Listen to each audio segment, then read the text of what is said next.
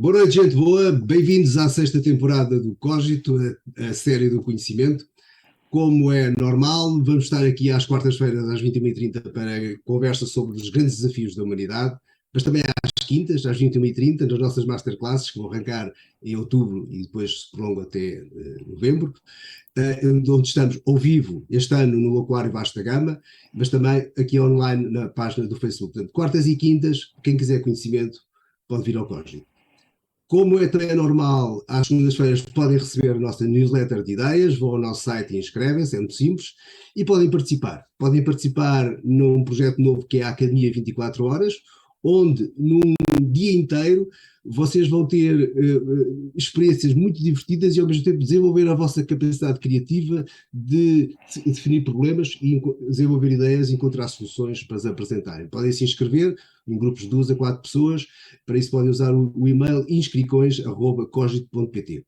Podem participar também no Fórum Cidadãos, o nosso Speaker Corners, damos a oportunidade às pessoas para apresentar as suas ideias para mudar o mundo ou para mudar o vosso mundo, não interessa. O que interessa é nós termos a capacidade, temos a iniciativa de apresentar ideias e também o arrojo de apresentar essas ideias. O Cogito é muito o mundo das ideias.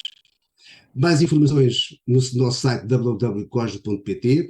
Relembro que esta é uma iniciativa financiada pelo município de Oeiras e, nessa medida, todas as sessões são gratuitas. Mas hoje é dia de ir ao mar e, para isso, temos um homem certo connosco. Manuel Pinto Abreu é um homem do mar. Foi oficial da Marinha embarcado e comandante de navio. Ao mesmo tempo, tem uma carreira académica notável, com doutoramento em Física e Oceanografia na Califórnia, nos Estados Unidos. Foi professor e vice-reitor da Universidade de Lusófona. Foi secretário de Estado do Mar, já não é uma carreira académica, mas faz parte do seu percurso. Foi membro da Comissão Estratégica dos Oceanos e trabalhou na política marítima da União Europeia. Agora é curador da Sharing Foundation e chairman da International Sharing University. É empresário, é consultor, é investigador. Mas é sobretudo conhecido como o responsável pelo projeto de expansão da plataforma continental portuguesa. Isto é o que diz o seu currículo, mas eu quero salientar aqui uma característica pessoal. Nem todas as pessoas têm coragem para aceitar o título desta sessão. O que é preciso para criar os novos descobrimentos? Boa noite, Sr. Engenheiro. Muito obrigado por estar aqui connosco. O Cogito é um programa focado no futuro, mas, como sabemos, não há futuro sem passado. Sinteticamente, e esta é a nossa primeira pergunta para a conversa que agora se inicia, quais são os grandes métodos dos descobrimentos que eventualmente possam servir de inspiração para a atualidade? Bom, primeiro, muito boa noite, agradecer o convite para estar aqui hoje presente. Acho que, de facto, é um bocadinho atrevimento aceitar o tema que vamos descobrir, tentar descobrir e criar hoje aqui, ao tratar do mundo. Mas, de qualquer forma, é com muito gosto que o faço e indo desde já direto à pergunta que me foi colocada, eu penso que o grande mérito de descobrimentos foi realmente foram os seus resultados. E os seus resultados que são uma consequência, quanto a mim, de dois fatores fundamentais. O primeiro foi uma percepção clara das oportunidades que existiam relativamente ao mar, e o segundo fator foi uma determinação, que foi uma determinação de séculos para conseguir alcançar os objetivos que essas oportunidades, que foram propostos para alcançar essas oportunidades, concretizar essas oportunidades, e que atravessaram aqui uma série de reinados, uma série de visões diferentes para Portugal, mas que foram de facto concretizadas, nunca foram abandonadas porque sabia-se que os resultados estavam no horizonte. Muito, muito bem. Mas como é que nós conseguimos ir descobrir o desconhecido? O que é que foi preciso construir para que a epopeia acontecesse? Bem, para além, portanto, da vontade para criar as condições de concretizar as oportunidades, é evidente que houve a determinação de criar à volta dos decisores conjunto de notáveis, e eu quando digo notáveis apenas pelo seu conhecimento, pelo conhecimento que traziam, de notáveis que conseguiram estabelecer quais deveriam ser as apostas e de forma a concretizar essas apostas. No fundo, aquilo que aconteceu então, e pegando no início na visão do Infante do Henrique, foi que o Infante rodeou-se de um conjunto de engenheiros no sentido de homens de saber fazer, que conseguiram de facto fazer. Não só sabiam como fizeram. Portanto, houve investimento que foi dedicado àquilo que era realmente importante, houve a criação de condições e houve, sobretudo, eu continuo a dizer que o fator fundamental foi a determinação de concretizar aquilo que tinha sido inicialmente desenhado. Estes são fatores fundamentais e para mim, são fatores que nos momentos-chave e nos grandes empreendimentos têm que lá estar. Portanto, a oportunidade, a identificação da oportunidade, o objetivo traçado, o percurso delineado, a vontade de fazer e, sobretudo, a capacidade de não abandonar aquilo que se está preparado para fazer. Okay. Nós tivemos um período de glória, que foi as conquistas, as descobertas. Podemos dizer que depois houve um período de declínio, ou o que aconteceu a seguir foi natural, porque enfim, o caminho marítimo já estava descoberto? Bom, vamos lá ver. A seguir eu penso que o declínio, não sei se pode dizer propriamente que é natural, porque houve outras nações que se envolveram mais tarde na epopeia marítima e que beneficiaram ao longo dos séculos e que ainda hoje continuam a tirar mais-valias, a receber mais-valias dessa iniciativa. Eu estou a lembrar-me aqui da Holanda, que ainda hoje é um Estado que continua a ter ligações fortes, a França também, mas Portugal, eu penso que se retraiu um pouco, talvez tenha ficado adormecido com aquilo que conseguiu talvez tenha sido suficiente para manter um nível de ambição que jogavam que era o suficiente, e depois realmente não conseguimos dar o salto a seguir. Evidentemente que hoje o mundo é completamente diferente, não sei Claro. mas já lá chegaremos. Já lá chegamos. Então, o que é que fica? Desculpe, vou repetir a primeira pergunta, mas acho que depois daquilo que denunciou faz sentido. O que é que fica, como diria o Rogério Martins, o que é que fica do que passa? O que é que fica, quais são as pessoas, quais são as experiências, quais são as atividades que fizeram, que se podem transpor para a atualidade? Bom, vamos lá ver. Há uma coisa que fica, que é uma identidade nacional ligada aos descobrimentos.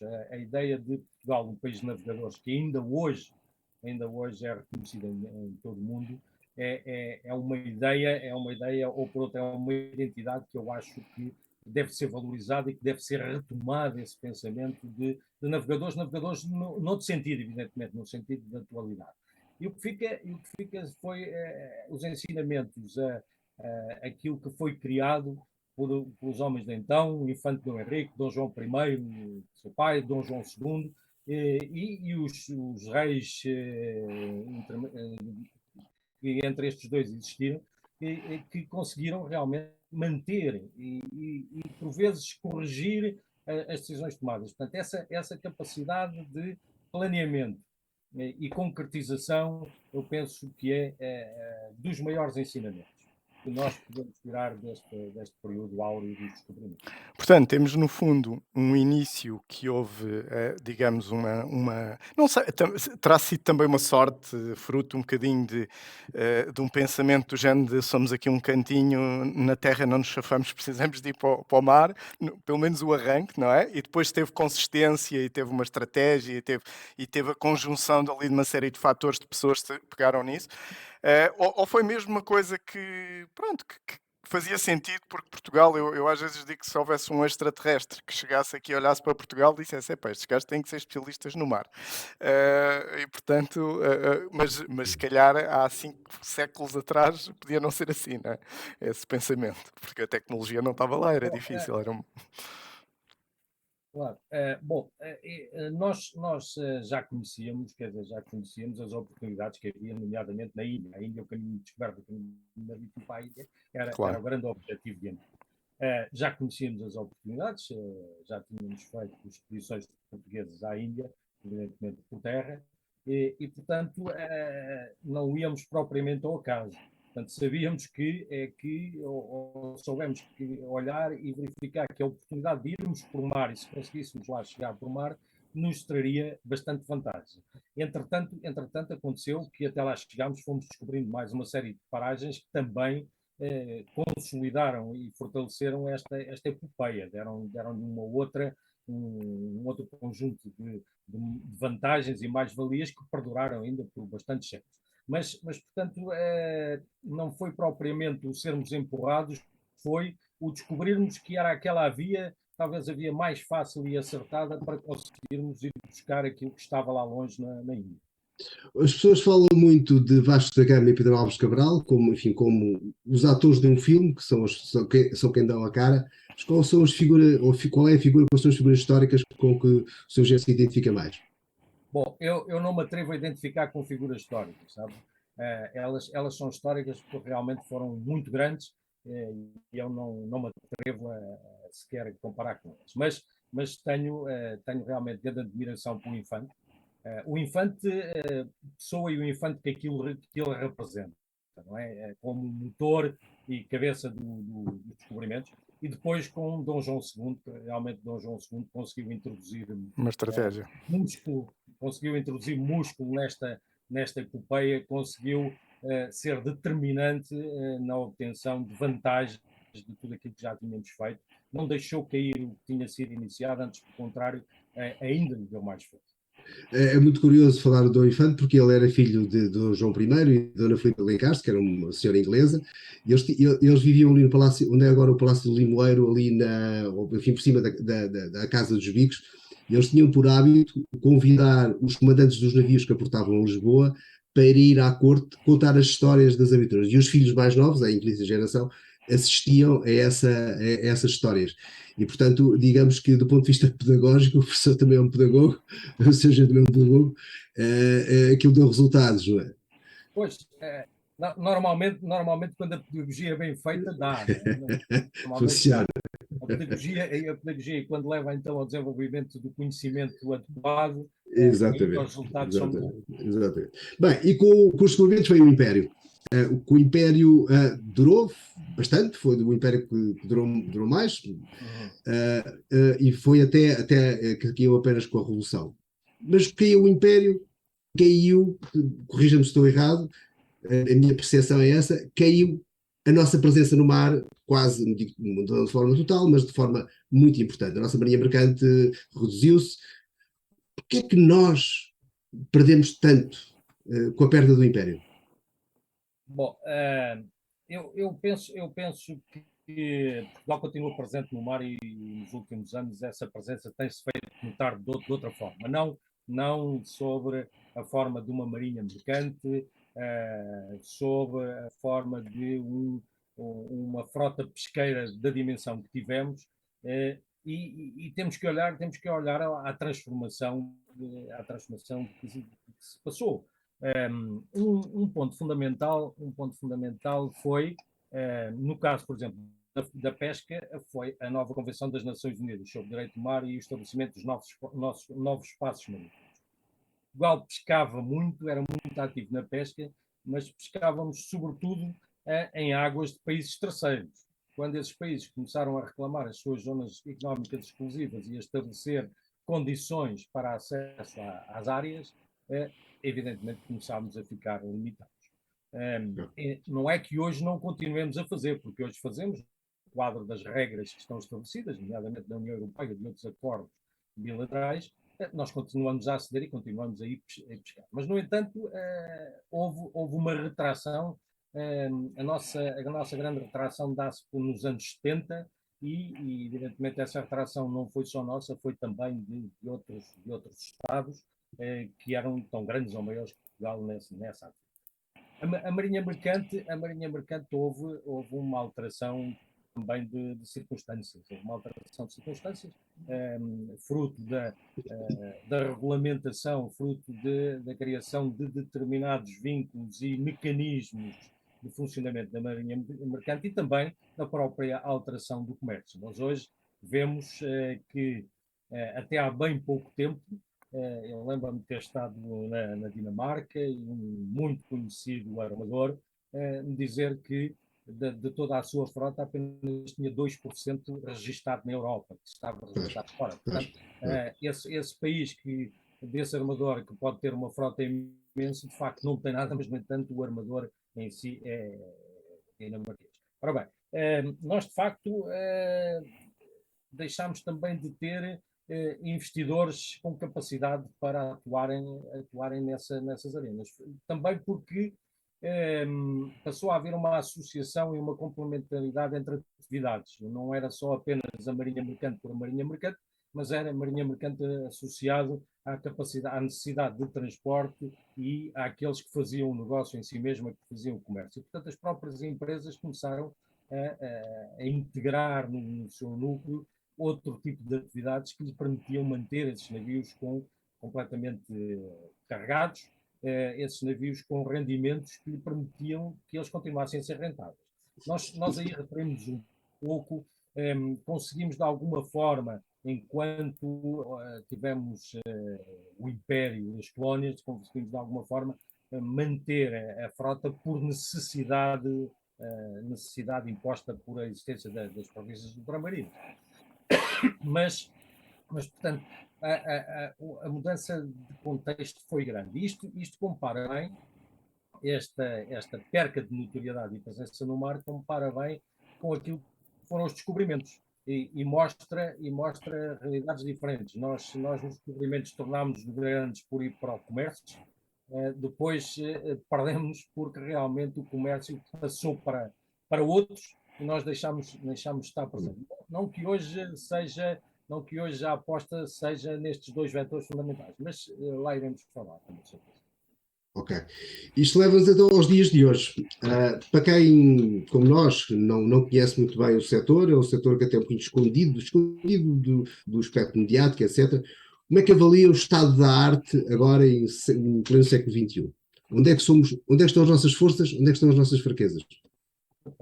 Bom, nós hoje, se fizermos uma comparação direta daquilo que representa a atividade no mar, isto normalmente o indicador é um indicador económico da economia do mar, qual é o peso dele na economia nacional, no todo da economia nacional, e quando comparamos com outros Estados, não nos comparamos mal. Não nos comparamos mal, antes pelo contrário, estamos acima de médias europeias, estamos acima de alguns Estados que muitas vezes são apontados como bons exemplos de Estados com vocação marítima, como por exemplo a Irlanda, estamos ao nível de uma França, mas, no entanto, depois temos que fazer uma análise daquilo que são os setores fundamentais da nossa atividade.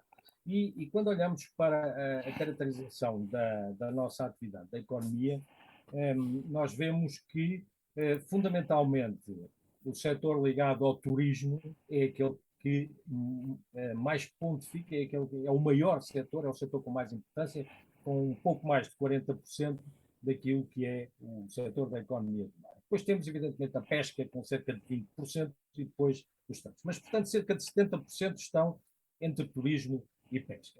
Isto é uma realidade. Nós continuamos e temos notoriedade hoje naquilo que é o turismo ligado ao mar. Continua a ser e tem sido apontada como uma aposta estratégica naquilo que é as políticas, nomeadamente as políticas europeias, mas não só, de outras paragens também, portanto, o desenvolvimento cada vez mais deste setor, daquilo que é o turismo que responde ao chamamento do mar. Mas as outras áreas de atividades estamos mais distraídos. Mas, de qualquer forma, não é por acaso que a nossa intervenção a nível internacional cresceu. Foi uma intervenção que teve bastante peso e foi uma intervenção que se fez notar. E fez notar, sobretudo, pela audácia de algumas posições e da apresentação de algumas propostas. Eu relembro, por exemplo, aqui que a política marítima integrada da União Europeia, de alguma forma, também tem uma mão portuguesa. E aquilo que é a estratégia da União Europeia para o Atlântico é promovida por Portugal, é levada a cabo, é iniciada esse movimento, é estabelecida e é levada a cabo por Portugal. E, portanto, isto são elementos fundamentais que é bom nós não esquecermos e que é bom nós, antes pelo contrário, recordarmos como fatores que devem ser fatores de orgulho, porque esse é um outro aspecto também fundamental, é que muito daquilo que nós conseguimos fazer, muitas vezes não somos suficientemente orgulhosos, não temos realmente, não ficamos contentes, não ficamos satisfeitos pelas vitórias que conseguimos. Portanto, eu penso que o progresso tem sido sistemático, continua a haver progresso no mar. Penso que um momento importante de viragem foi a Expo 98 em Lisboa, que a partir daí, daquela célebre conclusão do Conselho de Ministros, que era o momento do regresso de Portugal ao mar, evidentemente que os portugueses não estão satisfeitos com o que isso representou, mas temos que olhar também para como é que vamos conseguir dar satisfação a essa ansiedade e a essa ambição dos portugueses para que o mar seja cada vez maior. Há pouco referiu na parte dos descobrimentos que talvez as razões de sucesso, pelo que registrei, tivessem relacionados com uma visão e com uma persistência da mesma ao longo de bastante tempo e também com investimento e depois com alguns pontos intermédios, ou seja, conquistas que foram alimentando, digamos, a chama e a capacidade e a economia.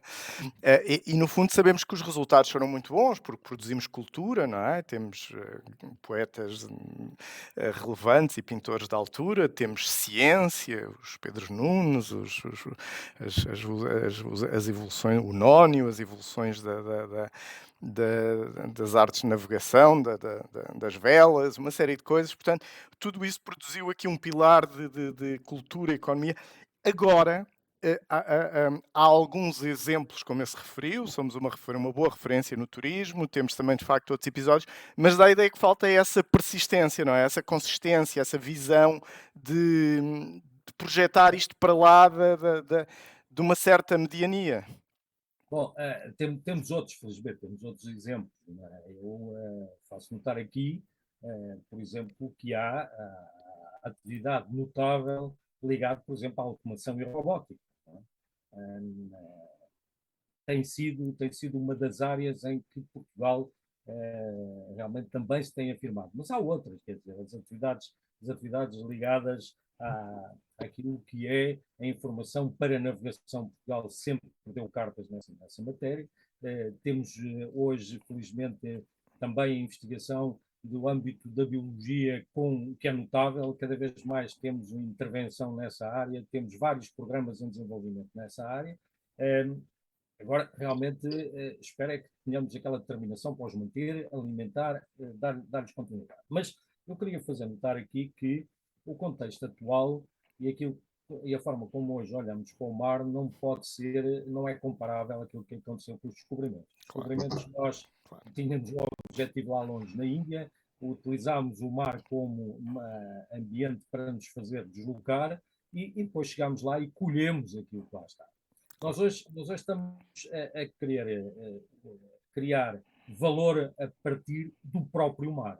Ou seja, tirando a parte do turismo, a parte do turismo pode ser um pouco comparada àquilo, na forma, àquilo que aconteceu com os descobrimentos, que é melhorarmos todas as condições para acolher turistas e chamá-los cá, não é irmos para longe, mas é trazê-los para cá. Tudo o resto, aquilo que nós queremos fazer, obriga-nos a descobrir o mar, obriga-nos a ir para o mar, ver o que é que lá está, conhecer o mar, tomar decisões capazes de realmente poderem valorizar aquilo que vamos conhecendo e depois divulgar aquilo que conhecemos para fazer a valorização. Nós temos que ver que estamos numa área do Oceano Atlântico e o espaço marítimo português é muito profundo. Há outras paragens que têm condições mais favoráveis para a exploração do mar profundo, do mar. A nossa não é o caso, temos distâncias muito grandes, não temos condições meteorológicas no Atlântico Norte permanentemente adequadas para determinadas operações e, portanto, no fundo, aquilo que nós temos neste momento é que descobrir como criar o conhecimento necessário para identificar as oportunidades que temos. Sabemos algumas, não é? Sabemos algumas que são as ligadas, continuam ligadas aos setores tradicionais, à pesca, à transformação de pescado, que são áreas em que outros Estados estão a fazer desenvolvimento. Eu relembro aqui, por exemplo, o caso da Noruega. Quando olhamos para a estratégia da Noruega, verificamos que entre 2020 e 2030 eles querem diminuir o peso do petróleo e do gás, aumentar o peso e significativamente do turismo e aumentar o peso de uma área que eles normalmente não era bastante reduzida, não a produção, mas a transformação de pescado. Portanto, são setores que também para nós fazem sentido. São os adequados ou não como aposta, essa é outra questão para decidir. Mas, portanto, no fundo, temos de descobrir o mar novamente. Então leva-nos à pergunta da nossa conversa, que é o que é que seriam os descobrimentos? E eu, quando vejo descobrimentos, vejo arrojo, visão, ambição, à escala europeia ou planetária. O que é que seriam os descobrimentos hoje em dia, no século XXI? O que é que vamos descobrir? Bom, a questão dos descobrimentos no século XXI, eu lembro sempre o embaixador João Mira Gomes, que era secretário de Estado do Mar em 2008, quando da aquisição do ROV Luso, numa entrevista na Noruega, ele respondeu ao jornalista quando lhe perguntava realmente porque é que Portugal estava tão empenhado e tinha feito aquela aposta, que era uma aposta de arroz, e dele responder, bom, Portugal está a entrar numa nova era de descobrimentos.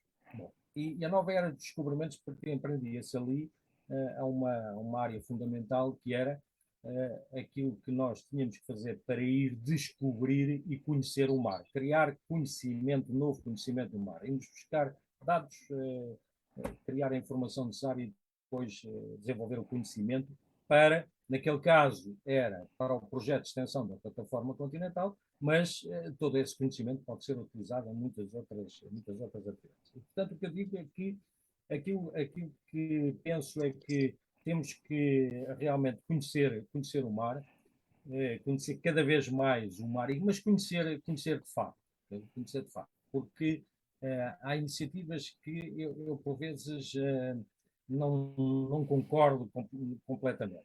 Por exemplo, uma iniciativa que tem sido muito falada, apenas de reconhecer a profundidade do oceano, a forma do oceano, é uma iniciativa, e reconhecer a fundo, é uma iniciativa que eu não sei se para mim seria a prioritária, se não seria conhecer de facto pontualmente algumas paragens mais importantes. Mas, portanto, esta matéria de conhecimento. E depois olhar para aquilo que nós podemos ser capazes nós próprios de fazer e também as parcerias que temos que ir buscar. Nunca esquecer que somos um país com uma nação com muito mar, mas continuamos a ter 100 mil quilómetros quadrados, grosso modo, de território e 10 milhões de habitantes. E, portanto, a nossa capacidade é esta, é aquela que é proporcional. E, portanto, temos que saber jogar com aquilo que nos poderá trazer mais vantagem. Isto leva-nos ao grande projeto da sua vida, posso dizer isto assim, ou abusar, que é o projeto de expansão da plataforma continental portuguesa, que vai duplicar por 3, 4 aquilo que é o território nacional. Para quê? Para que é que serve? Bom, foi um projeto marcante para mim, com certeza que é um projeto marcante, e eu penso que qualquer pessoa que tenha tido responsabilidade no projeto de extensão da plataforma continental, na criação das condições para a apresentação da proposta, gosta do projeto que ele teve princípio, meio e fim. É um bom exemplo de um projeto que foi levado a cabo. Foi levado a cabo, agora está numa fase de avaliação pelas Nações Unidas, é uma fase posterior já, não depende tanto de nós, depende de terceiros. Quando é que espera uma resposta? Para que ano? Bom, não sei, não faço a mínima ideia. Eu houve um compromisso que assumi comigo próprio, que foi a partir do momento em que deixei de ter qualquer responsabilidade. Mas já agora talvez seja importante perceber, sem ter essa noção temporal, quais são, digamos, os bloqueios ou os passos, ou porque é que é tão demorado, para o sim ou para o não, digamos assim, porque é que o processo é este? Bem, o processo é este porque é avaliado por uma comissão uma comissão junto das Nações Unidas, a Comissão de Unidos da Plataforma Continental, que tem uma constituição limitada e que pode formar um número limitado de subcomissões para a avaliação das propostas. E faz um número limitado de reuniões, de encontros por ano para avaliar as propostas. E, portanto, quando as propostas aumentam de dimensão, naturalmente a decisão prolonga-se no tempo. Quando as propostas aumentam na variedade das situações que são apresentadas, também as decisões se prolongam no tempo. Portanto, a nossa é uma proposta grande, variada, levada a cabo por um grupo que continua a ser limitado na sua capacidade em recursos humanos e, portanto, estende-se no tempo naturalmente. Quanto tempo iria levar mais, não sei. Não faço já agora deixe-me só interrompê-lo aqui num parênteses, porque tirei alguns dados, portanto, a nossa superfície terrestre do país são à volta de 92 mil quilómetros quadrados. A zona económica exclusiva portuguesa é mais de 1 milhão e 700 mil quilómetros quadrados, o que significa a terceira da União Europeia, a quinta na Europa alargada e a 20ª no mundo. E com esta proposta que foi apresentada de extensão da zona económica, isso visaria acrescentar aos 1 milhão e 700 mil mais 2 milhões e 15 mil. Foi estes dados que 2,15 milhões. Portanto, seria de facto para o tamanho, digamos, da Terra, o mar é uma coisa absolutamente gigantesca. E qual é que é a fundamentação técnica, digamos, para nós podermos avançar para isto? Bom, permita-me que faça apenas um reparo, que é uma confusão que muito generalizada, é que nós, ao apresentarmos a proposta de extensão da plataforma continental, não estamos a aumentar zona económica exclusiva. Isto é um ponto importante, e é um ponto importante até respondendo há pouco à pergunta que o Pereira levantou, o porquê da extensão da plataforma continental. Certo. Aquilo que os Estados ganham de direitos é direitos aos recursos naturais no solo e subsolo. Portanto, toda a coluna de água que se encontra acima, os recursos vivos, piscícolas, tudo isso não entra neste jogo. Apenas entram estes recursos vivos, aqueles que estão em contacto permanente com o fundo, portanto, há ali uma característica. Exato, também tinha essa pergunta para lhe fazer, exatamente o significado de exploração, o que é que isso significa? Mas sim, já lá vamos, depois até aprofundar um bocadinho, já está a avançar, claro. O porquê de estender as plataformas continentais? Bom, primeiro é um direito que nos dão de nós aumentarmos a nossa soberania sobre uma área de espaço marítimo. Não há nenhuma nação no mundo que perdoe 1 metro quadrado de possibilidade de aumentar a sua soberania e jurisdição. Não há. Já agora essa soberania o que é que quer dizer? Quer dizer influência em fiscalização, em controle de tráfego, em buscas e ou seja, tem obrigações, tem direitos, não é? Como tudo. Aqui no caso da extensão da plataforma continental não tem também a ver com o transporte marítimo, é como eu digo, tem apenas direitos de exploração dos recursos naturais, do solo e subsolo marítimo, é tudo.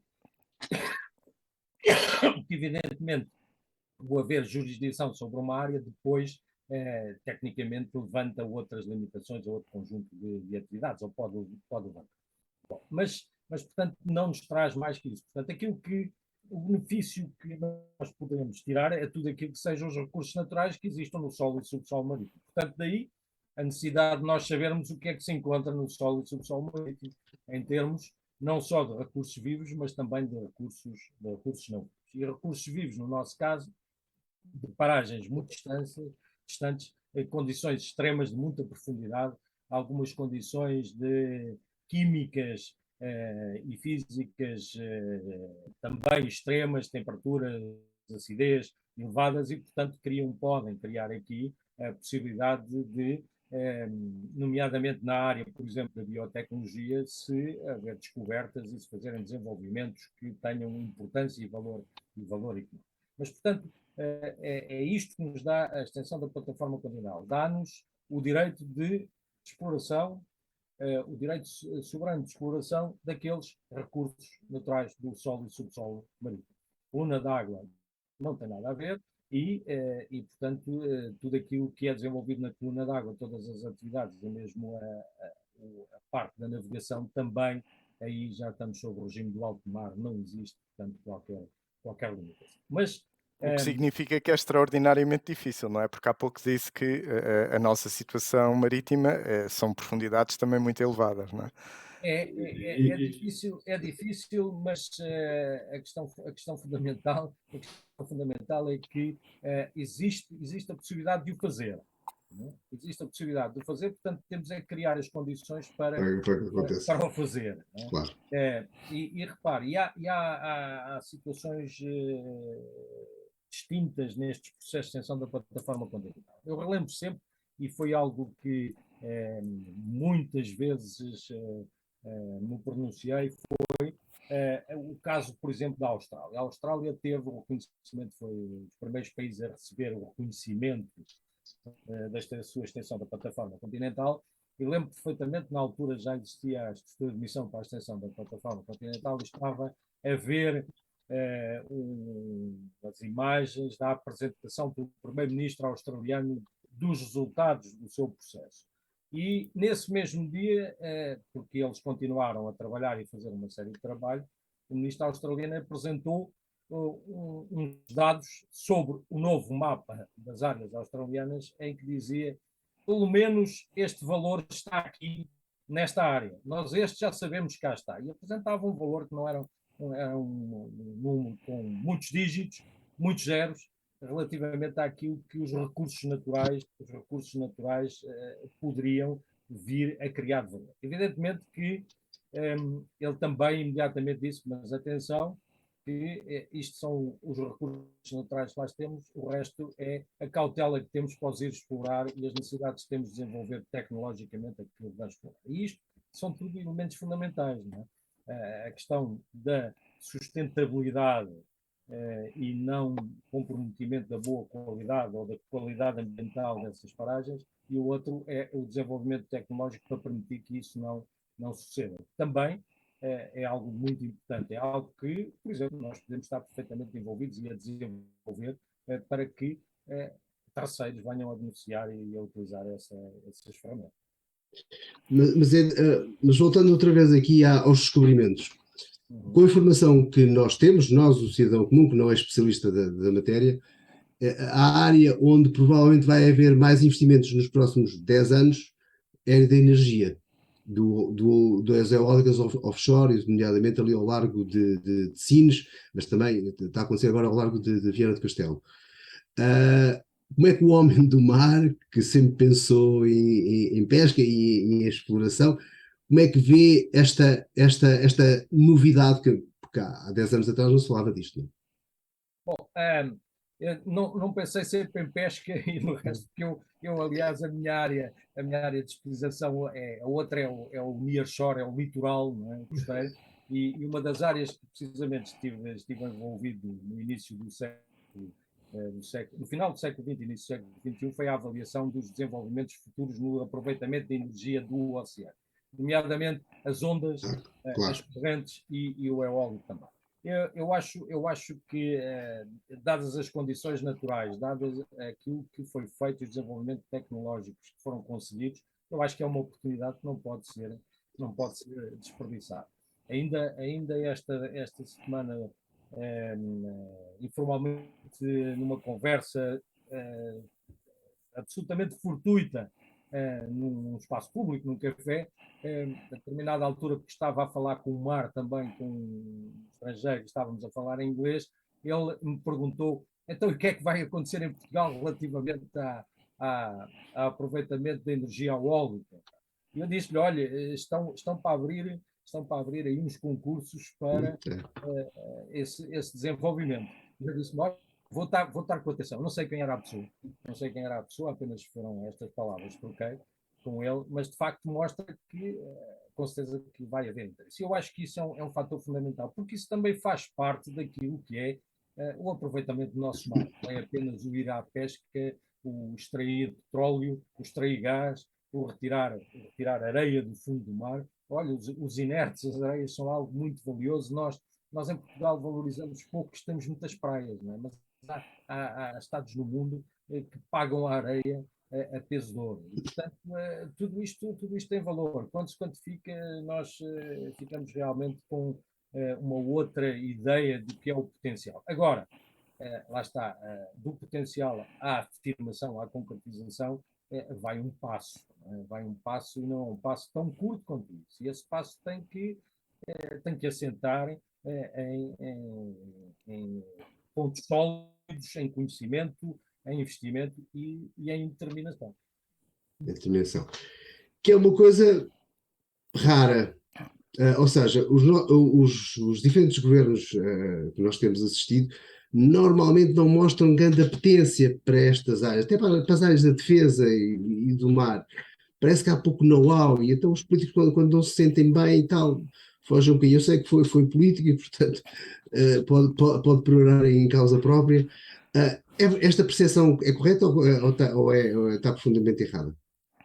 Bom, eu fui político, mas posso dizer que a sua percepção, para mim, está correta. Acho que a importância, apesar de ter sido uma altura que até houve o mar teve alguma notoriedade, eu não tenho a mínima dúvida que está correta. Está correta e está correta, para mim, por duas razões fundamentais. Uma primeira é porque o mar não é suficientemente trazido todos os dias para a casa das pessoas, não entra pela casa das pessoas, não são expostas, os portugueses não são expostos àquilo que é o som. E o segundo aspecto fundamental é que nós também temos que melhorar um pouco aquilo que é a nossa cultura de mar. Cultura de mar em termos de sabermos, de facto, termos um conhecimento geral do que é o mar e daquilo que ele nos pode não só dar, mas como também aquilo que precisa de nele ser cuidado e que precisamos de preservar. Portanto, o sistema em si precisa de ser conhecido. E isto é algo que é pouco falado. Por vezes nós vemos iniciativas que se tornam emblemáticas, iniciativas, todas aquelas que são associadas a imagens, por vezes de destruição relativamente ao mar, são iniciativas que são muito chamativas e que levam a reações. E que às vezes a importância, embora sejam importantes, a importância é de facto uma importância pequena para um total do mar. Portanto, estes dois elementos, os políticos manterem uma aposta e trazerem, não só os políticos, mas também os meios de comunicação social, deve haver investimento, todos aqueles que têm interesse e todos aqueles que hoje cada vez mais estão ligados à sustentabilidade, também devem se tornar embaixadores de uma causa, então para Portugal, de uma causa de mar. Muito bem. João, queres partilhar alguns Sim. comentários dos nossos espectadores? Temos aqui alguns links que as pessoas estão também a partilhar de informação complementar.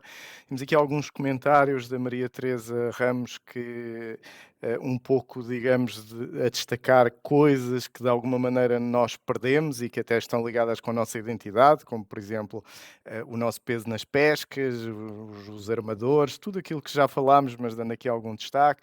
Também uma certa incapacidade de projetos à la longue, como ela diz, uma certa falta de visão, dando aqui um destaque, e dando também um destaque que a riqueza do mar está lá. Portanto, isto aqui é uma perspectiva um bocadinho aqui de sumariar algumas das partes mais negativas.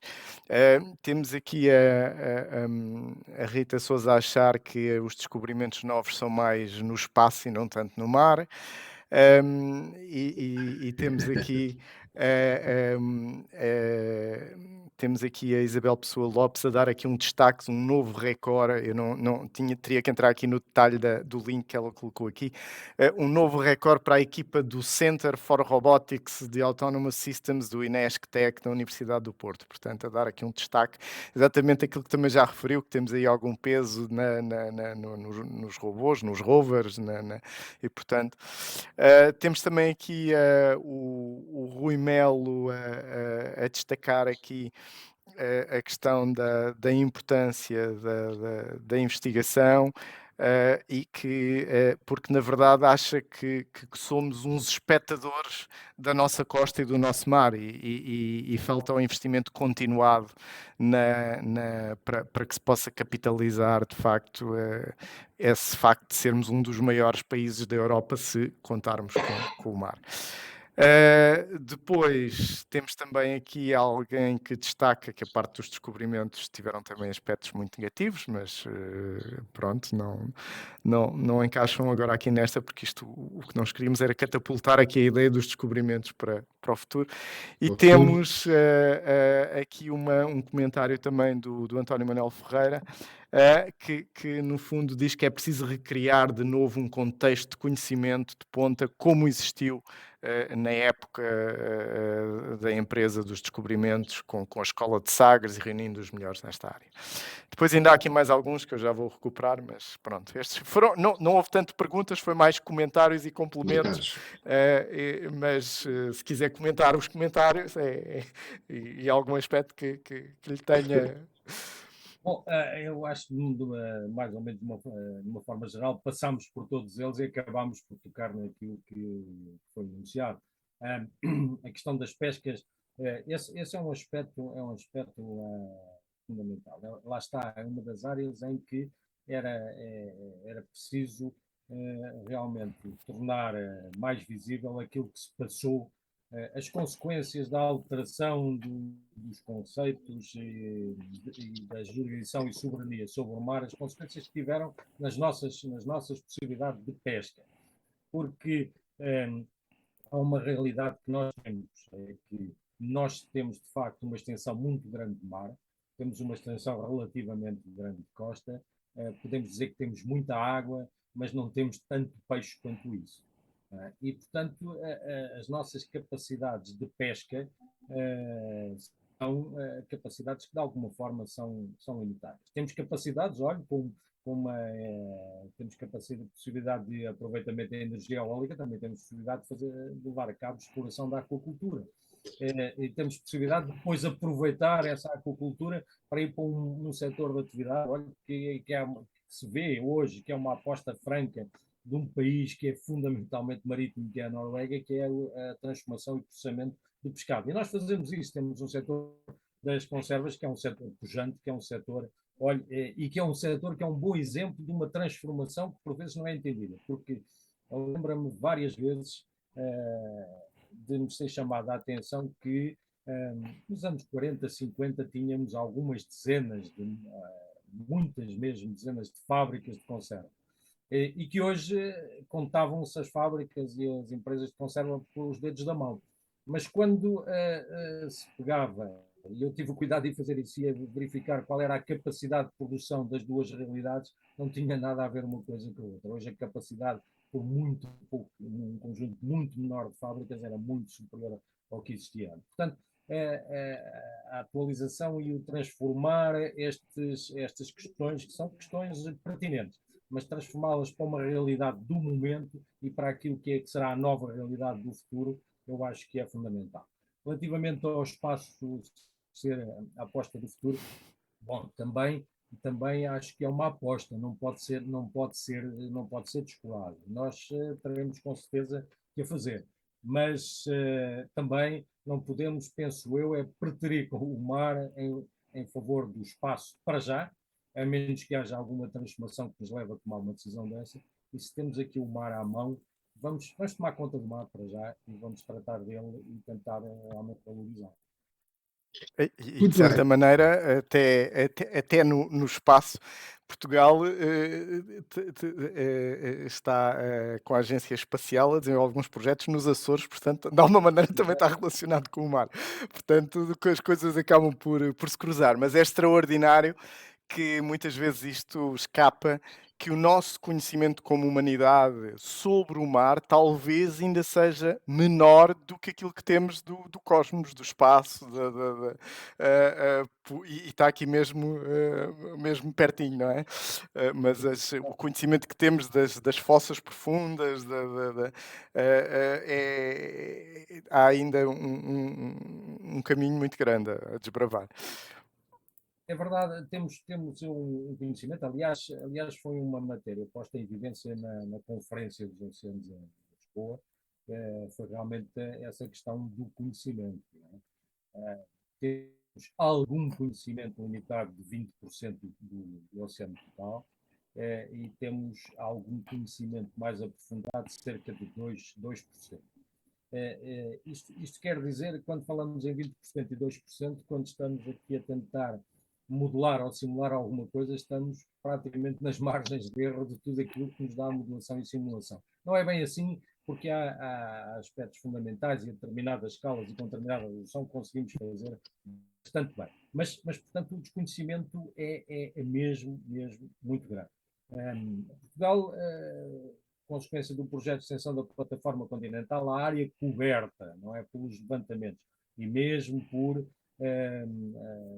não só os levantamentos hidrográficos, medição da profundidade e reconhecimento da forma e do tipo de fundo submarino e mesmo a recolha de amostras, tem uma cobertura bastante intensa. Foi, de facto, um projeto que transformou um pouco aquilo que era a nossa realidade do conhecimento do nosso mar. Se me perguntar e sabemos o suficiente, não. Nós temos indicadores, mas precisamos mais do que meros indicadores. Para conseguirmos que o nosso mar seja realmente um mar atrativo e um mar valorizado, nós temos que ter certezas para transmitirmos àqueles que pensam olhar para ele. Bem, nós estamos a Deixa-me só aproximar dizer do isto, ó, Rui, fim. é só aqui uma coisa para pegar aqui, eu sei que estamos, deixa-me só Desde, dizer, saíram aqui uns dados do Eurostat há 1 ou 2 dias em que analisavam, não apenas da União Europeia, em vários outros países fora da União Europeia, a percentagem do PIB que se devia a empresas de base tecnológica forte. E Portugal estava mesmo na cauda, à volta de 4, 5%.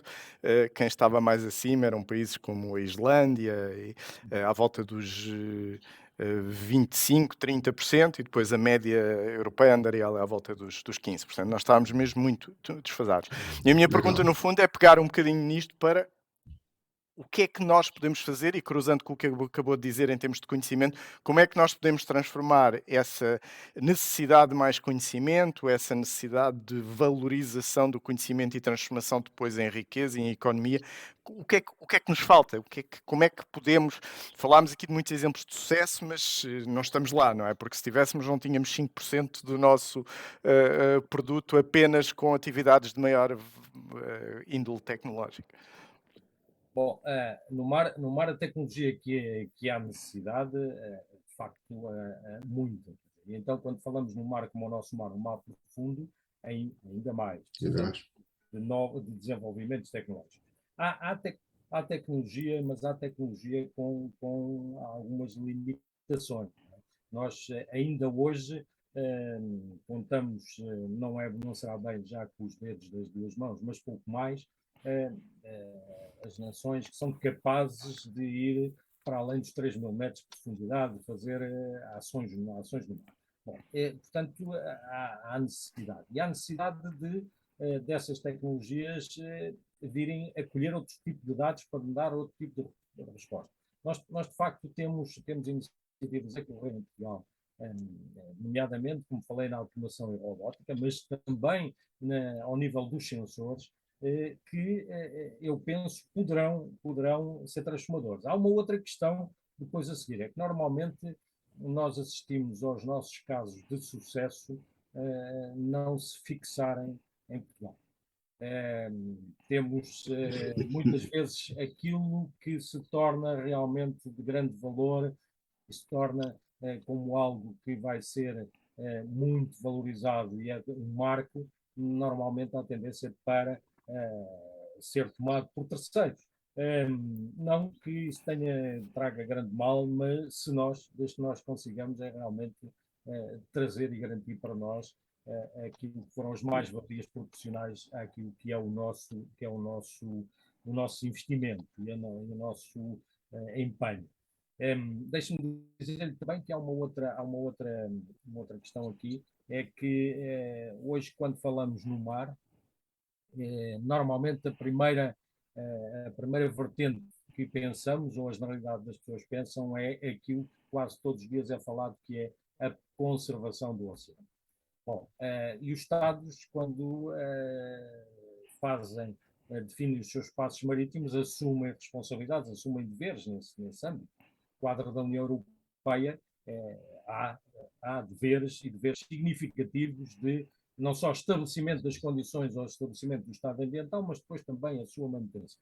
No entanto, não há um mecanismo que seja um mecanismo de compensação pela existência do mar ou os Estados terem que fazer investimento em áreas muito grandes. Não há um mecanismo de investimento proporcional àquilo que vai ser o esforço dos Estados. Foi algo que no passado foi discutido no âmbito da Comissão Europeia, foi discutido motivado por Portugal, apenas teve o apoio do Reino Unido, que hoje já não está na União Europeia, mas acho que era um mecanismo que, a existir e face à extensão do nosso mar, e desde que o coeficiente na fórmula de distribuição dos fundos europeus fosse significativo, Portugal teria muito a beneficiar. Se há que manter, há que também ser compensado por isso. Apenas um ponto. Muito bem, estamos mesmo a chegar ao final do nosso tempo e a pergunta mais importante ainda não foi feita. O corte é sobre o futuro. Que, meu caro, em 2 minutos, 3 minutos máximo, que mar é que relação com o mar é que os nossos filhos vão ter? O que é que vai acontecer? Como é que vê o futuro? Tendo em conta a evolução das coisas, quais são os setores mais dinâmicos, quais são aqueles setores que se calhar vão ficar um bocadinho mais para trás? Bom, a relação que eles vão ter com o mar, a primeira é da nossa responsabilidade. É verdade. Portanto, nós é que temos que criar a oportunidade para eles. E, portanto, eu espero que, primeiro, tenham uma relação com o mar, que seja um mar tão bom ou melhor como aquele que nós temos hoje. Este é um primeiro tão bom em termos de sistema, de ecossistema. Depois que realmente seja um mar que tenha para Portugal um valor proporcional àquilo que é a sua dimensão. Isso também nos cabe a nós, então, traçar o rumo. E para mim, traçar o rumo é um programa claro, tal como houve nos descobrimentos, um plano claro de aposta, de descobrimento do nosso mar português, que nos leva a um conhecimento aprofundado daquilo que é a realidade do mar, para sabermos aquilo com que poderemos no futuro contar e aquilo com que poderemos vir a desenvolver. Não esquecendo nunca que há um ponto importante e que já falou mais que uma vez o Rui, é que para levar a cabo todas estas atividades, nós não conseguiremos fazer sem segurança e salvaguarda das nossas atividades no mar, que também é uma matéria que poderemos ter algum cuidado em conservar e desenvolver. Muito bem, estamos mesmo a chegar ao fim e para finalizar gostaria que partilhasse com os nossos web espectadores, se é que podemos dizer assim, um bocadinho da sua sabedoria. Que livro é que pode recomendar a quem nos está a ver e a ouvir? Bom, eu por acaso tenho aqui um ao lado, que é um livro recente, que adquiri recentemente, que deixem-me ver não sei se conseguirão ver. Sim, assim está bom. Sim, assim está bom. Que é o livro Extraction to Extinction. É um livro que faz uma reflexão sobre aquilo que deve ser a nossa nova forma de olhar e de pensar o que é a utilização dos recursos naturais do planeta. É de um geólogo americano notável. É uma visão dele, com certeza discutível, mas acho que pelo menos o tema e aquilo a que apela, que é olharmos para a nossa relação com os recursos naturais do planeta, que é um tema fundamental, não só para a valorização, mas também para a conservação daquilo que é o planeta. Muito bem, e assim chegamos ao fim da nossa conversa sobre os novos descobrimentos. Muito obrigado, Sr. Engenheiro, foi um enorme prazer estar aqui a conversar consigo. Obrigado, João, obrigado também a vocês que estiveram em casa com a paciência de nos estar a escutar. Espero que tenha sido enriquecedor para vocês. Para a semana vamos voltar com o tema do mar. Aliás, vamos ter 3 sessões sobre o mar e vamos ter o Nuno Canada, presidente do INIAVA, falar sobre: será que a agricultura vai entrar mar adentro? Mais uma pergunta inquietante. Muito obrigado a todos, bom conhecimento e até para a semana. Muito obrigado. Boa noite.